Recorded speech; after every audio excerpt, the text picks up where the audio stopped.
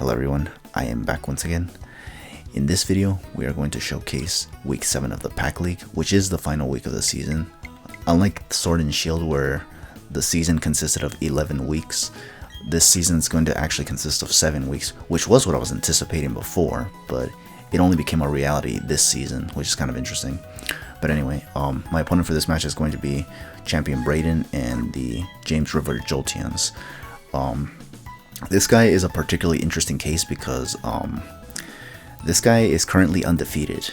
He is 6-0 right now, and I looked at the results from each of his opponents, and they were all pretty dominant wins in this guy's favor, basically. So I'm a little worried of how this match will turn out, honestly. Like, I'm afraid I'm just going to be added to his list, honestly. So yeah, and looking at his team, honestly, his team is actually very, very threatening already right out of the gate. Seeing the Ambi Palm alone can kind of give me the indication that this guy's gonna like try to style on me, even, honestly. It's possible, honestly, because all of his wins were very dominant. It was like 4-0s, 5-0s, or even 6-0s, honestly. A lot of his wins were savage as sin, honestly. So I did get a little nervous when going into this match, honestly, and I wasn't really sure if I could win or not. So we're gonna find out right now how this match ends. So yeah, but okay, so here I think I actually lead with Crobat right out of the gate, because I feel like Crobat can outspeed the majority of this team and can U-turn if the matchup isn't ideal. So yeah, I think here, yeah, I'm just thinking. As you can see, like, I'm thinking for a long time, because again, this guy is kind of scary, obviously. For this guy to steamroll literally everybody in this league, it's kind of like, he even beat the Savage of Esventhune, honestly, which is kind of insane, honestly, when you really think about it. Because that guy has been effectively impenetrable, honestly, all the times that I've encountered him. So for this guy to be able to take out even him, I think his match actually with Esventhune was actually the closest, but because I think that one ended in 2-0, but everything else was pretty much a massacre, if anything. So yeah, but anyways, yeah, so the lead obviously on my part is going to be Crobat, obviously. I forgot what he led with though. Okay, he leads with Gardevoir. Okay, yeah. So here, okay, I lead with Crobat, sure. Obviously here what I wanted to do was, I think I tried to go for the Cross Poison right out of the gate just to see how much damage it does. I think this was a risky play though, because of the fact that I may actually not be able to KO this Gardevoir depending on the set. However, I'm not going to end up finding out, because turns out this Gardevoir turn 1 was a Scarf set, and he already predicted me to actually stay in, expecting him not to be Scarf. So holy damn, that he already had me, he already got me right out of the gate already. So I already have a lot to fear, basically, because of that. So now I'm just thinking here, like, what the hell can I do? This turn alone kind of like really got me to slow down a little bit. I usually try to make fast plays so that I can accommodate the 20-minute timer, but in this particular moment I actually had to slow it down a bit, because I didn't want to go mindlessly against this guy, because I did want to win, obviously. I didn't want to actually to, you know, like, have to deal with any inconveniences. So yeah, here once again, I'm just thinking for a long time. I think what I end up sending out eventually is the Azumarill, because Azumarill actually is still a powerful attacker, and I could send in Slowking, but Slowking doesn't really do much to Gardevoir. So I think just going in with Azumarill would be ideal, because I can take a Psychic, and if he chooses to switch it out, it's going to hit whatever comes in really, really hard. A lot of his team doesn't really appreciate a banded play rough, honestly, so from Azumarill. So even Gengar, who resisted, is still physically frail, so it's not going to appreciate a choice banded play rough that's stab on Azumarill. So obviously this felt like the right play at the time. Now here, this dude is actually thinking himself what he's going to do. Honestly, he's considering if he's going to want to switch out or not. I think he ends up staying, actually, so that he can, like, just get the damage off on my Azumarill and have something else finish it off. Because this guy's team, if I remember correctly, it was a hyper offensive team, honestly. It was just meant to dish out a lot of damage. Fast mons that are, or mons that are powerful like Gardevoir are just choice scarfed, and mons that are powerful as Sin are just choice like Bandit or Specs, honestly. So yeah, obviously that's scary in itself, especially when the opponent knows how to coordinate with those sets. Because mons with choice items usually put you in a predicament. You always have to predict properly. And if people are willing to do that, I mean, they're obviously going to get the upper hand on you, obviously, in most cases. Even if their resources are limited, given that choice items usually lock you into one move. But I think you all know that already. So anyways, yeah, we take out the Gardevoir at the very least with Play Rough, and now we're going to see what he sends out afterwards. And I honestly, once again, forgot what he sends out here. But yeah, here he's thinking once again, there is still time. I think this guy was also like I don't know, also kind of thinking hard. I wonder if he actually did this for every opponent, honestly. But yeah, so he's gonna send out Gengar. Okay, that makes sense because Gengar can just Sludge Bomb this Azumarill. So here I'm thinking, what should I send out here? I think ultimately, because I was anticipating the Sludge Bomb or Sludge Wave, I actually sent in the Nidoking, I think, just to resist the poison move, and hopefully like it didn't have Psychic or something like that, because if it did, because it can get Psychic, honestly. So I just was kind of hoping he wouldn't have it. This was a risky play, obviously, but it was all I could do, honestly, at the time, unless I wanted to predict him to go for Psychic and send out Weavile, but that would just be redundant, because I feel like on Azumarill the poison move is there, but he could predict. That's the thing that's also just as scary. Now here he's gonna go for Shadow Ball instead, and this did a lot of damage, honestly. At the time I didn't know what set this was, but you're gonna find out later that this was actually a Choice Spec set, honestly. So here in the meantime, once again, I got no switch-ins to Shadow Ball if it does that amount of damage, honestly.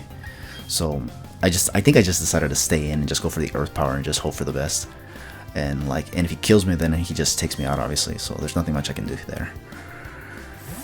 Here he's gonna ultimately switch out. Thankfully, for some reason, I don't know why he switched out. He could have just finished me off, but I just switched out. I think he probably thought I'd be Scarfed, honestly. That's possible, because it is a possible set on Nidoking, honestly. So yeah. So here I just get the Earth Power off. Unfortunately, I am not Scarfed though. So and if he intends on staying with this Starmie, then obviously I'm just gonna lose Nidoking and whatnot. And I feel like preserving it is a better idea, since I can use it as death fodder later. So I end up, I think, switching in Weavile here, because I think with Weavile I can actually take a hit from the Starmie. But we shall see. We shall see right now. From the looks of it, yeah, okay, I do send out Weavile. Goal here is to just go for the Throat Chop right away and just not mess around. I wanted to predict him here. He goes for Surf, by the way, which I think does do a fair amount of damage to Weavile. Yeah, a fair amount. Not too much, thankfully, but it's still quite a decent amount. I go for Throat Chop. I was gonna try to predict and go for Ice Punch, but I felt like that was a bad idea, because if this Starmie stays, resist the Ice Punch, it can go for Recover and then start being annoying and whatnot. So, and I didn't want to deal with that, obviously, so I just went for the Throat Chop. Unfortunately for me, he ends up switching into this Hairy Mama, and obviously Throat Chop, it actually does a fair amount, actually, for it being resistant, actually. So that's actually good. Seeing the Life Orb, or not the Life Orb, the Flame Orb, actually, is already a terrible indication of what this set is going to be on this Hairy Mama. It's a Guts set, so this put me in, once again, in a tight situation. So what I had to do here is effectively what I had to do with Rejuin, actually, where I have to basically take a hit with this thing and then just spam Recover or something. Because here, he actually ends up going for the Fake Out, which is actually good for me, because now this gives me the opportunity to knock off and get additional damage on this Hairy Mama. He's going to go for knockoff against me as well and do a lot of damage, knock off my leftovers as well, which is annoying. But here comes a part where I consider it a bit of a... It can be difficult to watch, honestly. But effectively what I do here is start to spam Recover, basically. Because this Hairy Mama is currently burned, and the goal here is to keep this Sableye alive until this Hairy Mama goes down to the burn. This is why I'm just quickly mashing Recover here. It's just so that I can just get these turns done as quickly as possible, because if I do this slowly, obviously it's going to waste time from the timer end. I don't want this match to go to time as well, obviously. So yeah, I'm pressing Recover as quickly as possible. He's starting to think, actually, because I'm willing to bet he was probably thinking, oh yeah, I'm just gonna mash knockoff and just like win.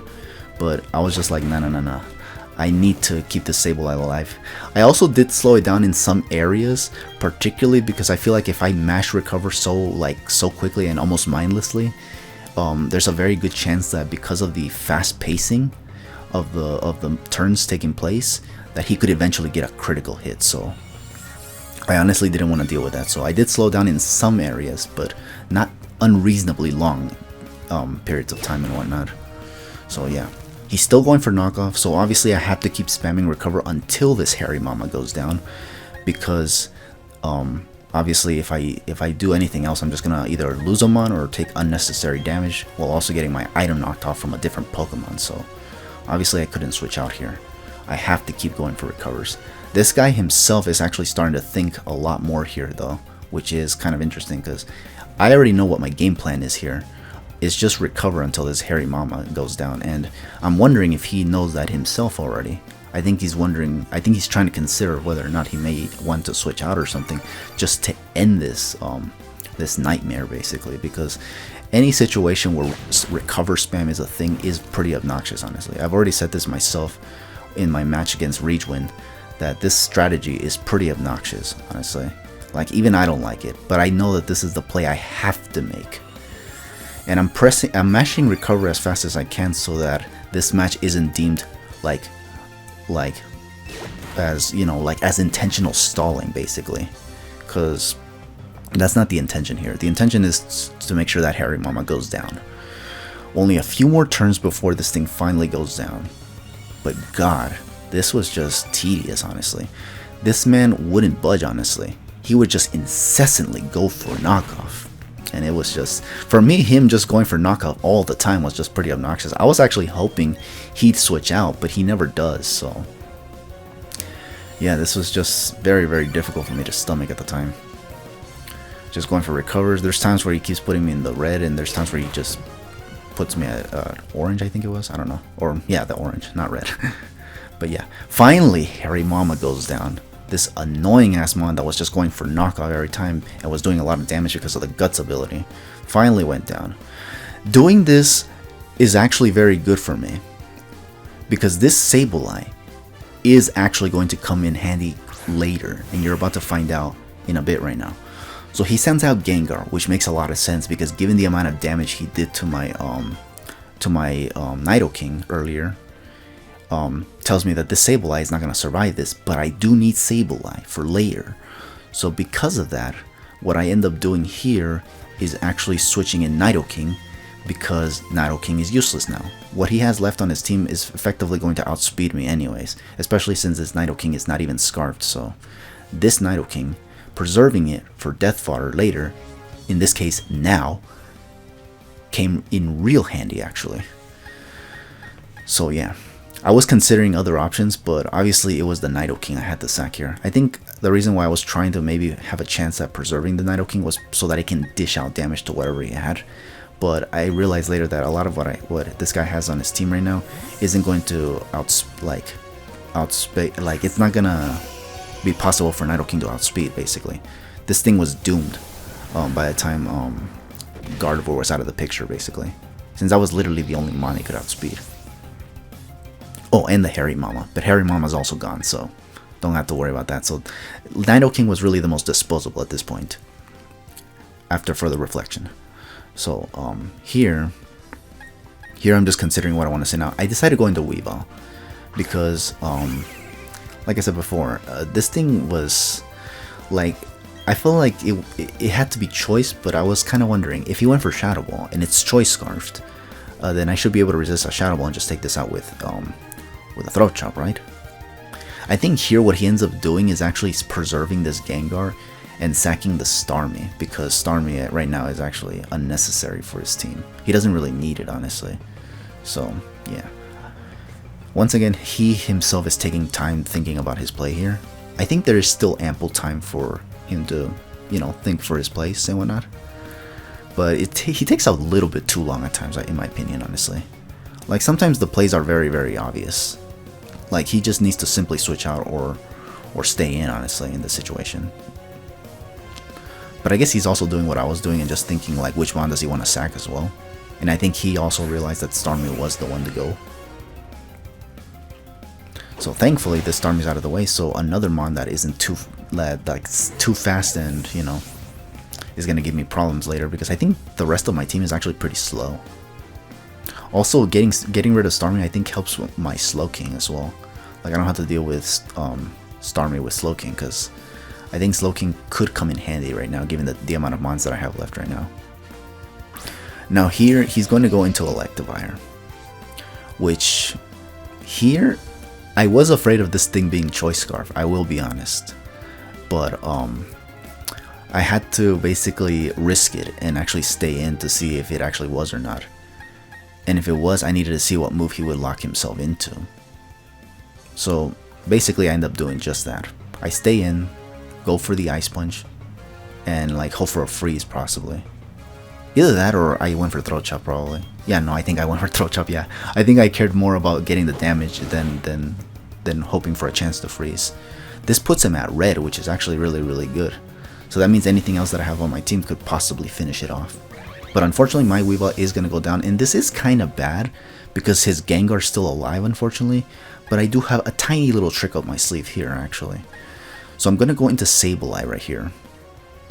And what this Sableye is going to do, and this is what I mentioned earlier, is what makes Sableye come in handy after that obnoxious recover spamming earlier. Like, basically this is the payoff to preserving Sableye.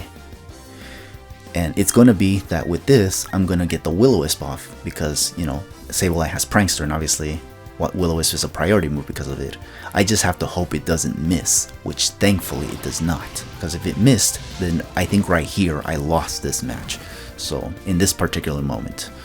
So, here I get the Will-O-Wisp off, cut this thing's attack in half, because I'm already under the impression that this Electivire, if it wasn't scarred, as proven earlier when I got the damage off with Weavile, then this has to be Choice Banded. So, yeah.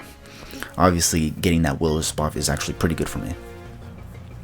Now here, I'm going to go into Slowking now, because thanks to the burn, now I can actually take a Thunder Punch. And what I'm going to do with this Slowking right now is go for the Trick Room. And from there, I have to see what I can do to possibly win this match. Bring it back, because I think I'm at a deficit. I could be wrong. Or I think we're even, actually. Bottom line is that I'm trying to put myself in a good position, obviously, so that I don't get, like, thrown off by any shenanigans from this guy. So, yeah. Once again, time is passing. I think he does try to preserve this just for a little bit. And he's going to try to switch out into, I think the Ambipom, I think. I could be wrong. Here, I do have Drain Punch on this Slowking, by the way. The reason I had it was because he also had a Sneasel in his draft, and I was kind of anticipating him to bring it. But I was wondering if I should even go for the Drain Punch. I think I ultimately ended up not going for it because I felt like he could have brought the Gengar. So, and the Gengar would not take any damage, and I kind of was hoping that, I kind of was fearing that the Psychic was actually not going to be enough to take out the Gengar at the time, I thought. So I wanted to go for Scald to get some prior damage so that no matter what, Gengar definitely goes down. But this was at the time when I didn't even know what the set was, honestly. I only know about the set now because I've already like checked this guy's like I already like made my own research on the mon basically and its set and whatnot. So anyways, he goes into Ambipom here. I actually switch out the Slowking to get Regenerator back, and also because I was anticipating the Fake Out. This Fake Out turned out to be a critical hit, by the way, so in a way it's kind of good for me that the Slowking wasn't the one to take it, because I think Slowking is going to be the win condition here from here on out.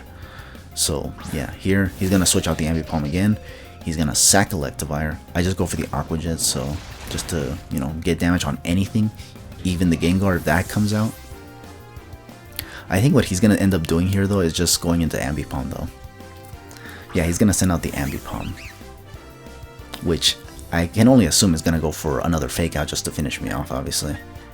Here I think I was wondering if I wanted to switch in the Slowking afterwards to take the Fake Out, but then I realized that maybe that's not a good idea.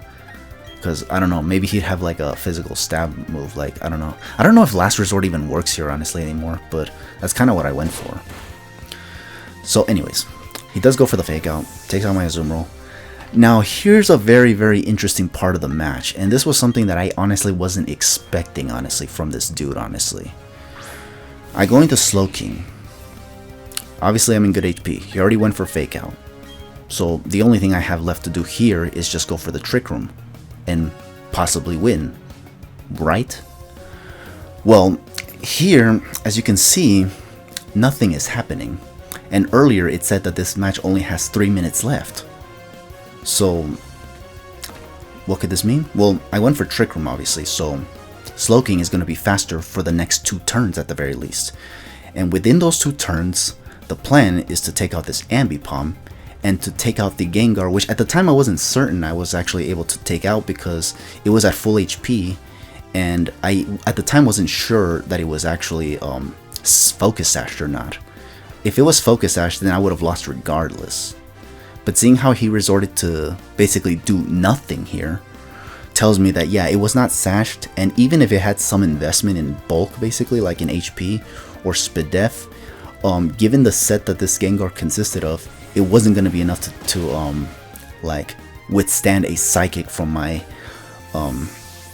Slowking, which, by the way, was also offensive. I think it had defense investment, but definitely had special attack investment, like to the max, in order to be able to take out this Gengar if it had any form of bulky investment. And given the set that, or given the damage calculation that I got when he went for Shadow Ball on my Nidoking, proves that his Gengar was choice specs. And whether it was timid or modest, I mean, that's irrelevant. Bottom line was that it definitely was a choice spec set, not a sash set. So, and even if he had some bulk in this, it was not going to be enough to take a Psychic, so I definitely took out this Gengar right here. However, the problem is that, because this dude isn't doing anything, basically this game is going to say that I lose, but in reality I should have actually won, honestly. What I'm trying to say is that this guy should have lost, and in fact, in my opinion, he still lost. He basically timer stalled me. And I'll be honest with you, that wasn't cool, like, at all. I actually asked him after the match if he actually was timer stalling here, and he proudly said, I sure did. And I was like, what the fuck, bro? Seriously, because after all of that, like, that, you know, all of that shenaniganry, you're gonna deny me the win that way? And obviously I'm not gonna show that the game said that he won, because obviously this match, like, he didn't deserve to win here. I won this match. And by the way, this was against the rules of the PAC League. Like, we all knew that this game only allows for 20-minute matches to materialize. So obviously, there was a rule set out in the PAC League that said that you could not timer stall intentionally. If you knew that you were going to lose, you take the loss and move on. But this dumbass decided not to do that, and decided just to basically pull off this. After this match, we actually got into an altercation. Like, there was like an argument that we got into. This fucker tried so hard to defend his position as to why he did. I think his argument was that I was spamming recover and therefore I was stalling, but I've already explained earlier what my intention was behind that recover spamming. It was so that I can preserve my Sableye and keep it alive while Harry Mama was spamming knockoff. I wasn't gonna switch out any monsters just so that this guy'd be happy, especially if it was gonna cost me the match, obviously. So, yeah. This was obviously very bad on his part, and the fact that this dude wouldn't budge, I actually had to freaking speak to the commissioner about it, and I actually had to show him this recording so that he draw his own conclusion and determine whether or not my recover spamming was considered stalling, and whether this guy's deliberate waiting on the final 3 minutes of the match was considered deliberate stalling, which thankfully the commissioner agreed with me that he was stalling and I was not. My quote-unquote stalling actually had a purpose, but his did not. He lost. So, yeah. But yeah, that's gonna be the whole game, obviously. We won. I'm only disappointed because, like, thankfully, Esvendun gave me the win for this match, obviously, because I should have won it.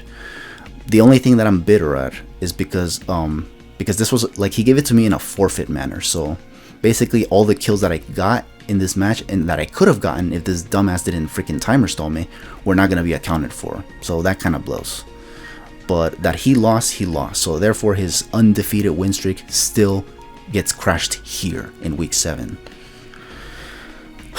But yeah, so that's going to be the whole match. So anyways, that's the final week of the season. We thankfully do finish the season at 5-2, which means we do actually make the playoffs, and that's actually kind of huge because for the first time ever in Generations 8, I actually make the playoffs in a Pokemon Draft League, which is actually kind of cool because I actually have already been in 2 leagues in Generation 8 already, and I have not been able to make the playoffs. So it's kind of cool that for the first time ever now, I'm actually able to, you know, make the playoffs and actually do stuff and whatnot. But yeah, so trying to see if there's anything else I can say. No, I guess not. I just hope that this guy doesn't freaking like, what's it called? Doesn't do this again, or at least doesn't give me any like further inconveniences should I run into this guy again, honestly. But also, personally for me, I'd rather not have to deal with this guy again, honestly. Because with the way he was being so stubborn about how he should have won or some shit like that, I don't know. Like, I just didn't want to deal with it, honestly. And I did not want to have to deal with another argument again. Like, everything in this league was going fine, taking my losses as I should, obviously. But this man was just, this guy basically brought all the misery back, in my opinion. But yeah. So anyways, and also annoyingly enough, because this guy was undefeated, he's also in the playoffs. So personally, like I don't know. Like, I was gonna say I hope I lose the first round of the playoffs, but that also sounds kind of like, do I really want that? I don't know. Like, obviously I'm gonna still try to play to win, obviously. So obviously we're gonna see what happens in the next match, which you will see in a bit, so, or shortly later. But for now, thank you for watching this match. Hope to catch you guys in another match, or yeah, in another match, obviously, like in another video of a match and whatnot. For now, just take it easy. Have yourselves a good one.